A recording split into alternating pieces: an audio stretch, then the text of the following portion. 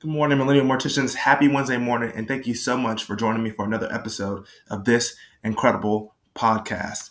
I hope you guys are excited and ready for the NFDA convention as we are on the official countdown. I went on their website today and took a look, and I'm just excited as you are to see you guys, to meet you all, and to show you some special episodes that we have planned and more exciting news. The title of today's episode is called It's Prestigious. It's Prestigious.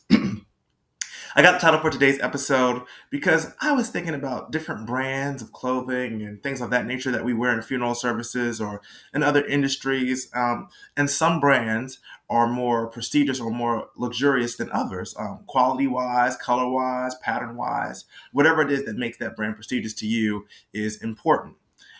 And so what I learned from that is so is funeral services. So is the funeral home you work for.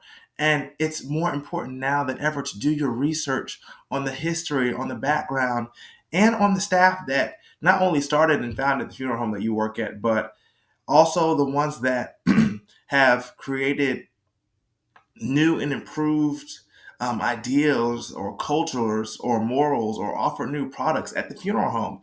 Who's the person that was the visionary for that brand? And one thing that I feel like funeral service has lost, not as a whole, but in our individuality of who we are as funeral homes and as people, is our prestige and our self prestige and being proud of the legacy and of the history that funeral service has, and that my family started this, or it's my great great granddad's, and not just based off family history, but based off what they've accomplished, how long they've been open.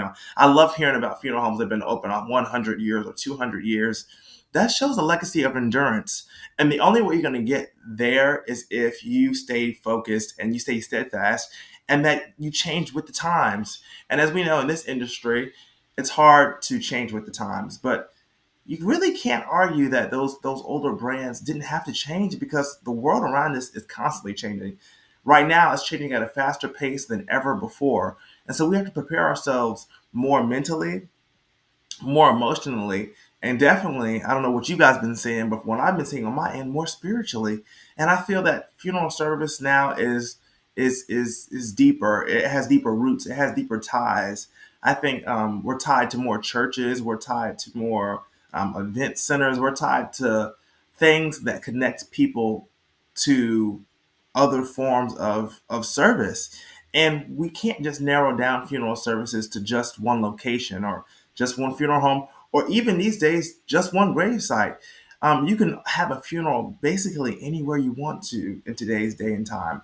And the question is, are you going to serve those families with that same level of prestige that your brand, that your funeral home has done, or are you going to toss all that out the window and just go on a limb? And I think we're living in an era and in a time of things just happening so quickly and so in the now, and people like, I'm going to just do this. I'm just going to start this, or and you have to realize and understand that everything has a process and a system. And I'm not saying don't go out there and start and don't go out there and do. I'm telling you to do all those things and do it to the best of your abilities. But I'm also telling you to ask the questions to your funeral home owners, to your managers, to those people who are running these mortuary institutions for the last 30, 40, 50 years and say, what makes this institution prestigious? What makes this place special? You'll be surprised. People read into that kind of stuff. People are interested in the history of things. And as history is always changing and evolving, they want to know what they're a part of. I don't know about you, but I sure as heck want to know what I'm a part of, or what organization I'm getting involved with, or what the future looks like for that particular business versus another particular business. And sometimes the way the funeral home came up and the way they got prestigious in the community and giving back and things of that nature, that might match some of your own personal goals and your own personal beliefs, but you'll never know unless you personally ask and you put in the groundwork.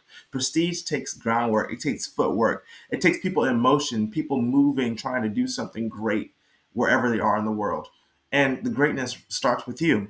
And now, with technology and AI and everything growing at a rapid pace, you can build prestige within yourself, within your brand. That's why we great things like LinkedIn and all these other cool websites and technologies and funeral services that are showing that there are some prestigious people and some unique people in this industry that want to see growth and change, and they want to have a history of representing what we do in a way that's never been done before and maybe even never been seen before, which is why I have you guys, the Millennial Mortician audience, and the Millennial Mortician podcast, to remind me every day to be better, sharper, wiser, because this is leaving a legacy for people to rewatch and to learn and to grow and to take what we're talking about today to a whole nother level.